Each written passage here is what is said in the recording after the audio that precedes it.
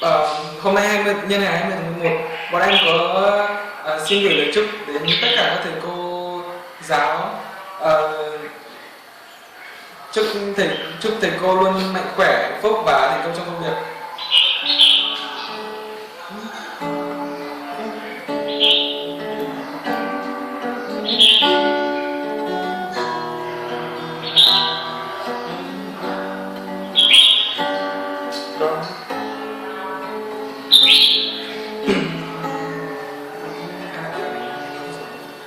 Ý thầy viết bằng bụi phấn rơi rơi, có hạt bụi nào rơi trên bục giảng, có hạt bụi nào rơi trên tóc thầy.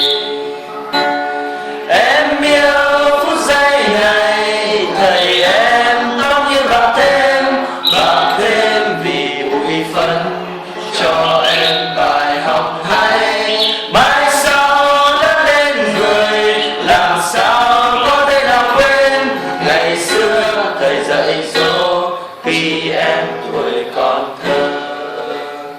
Em yêu phút giây này, thầy em tóc như bạc thêm vì bụi phấn cho em bài học hay. Mai sau đã lên người, làm sao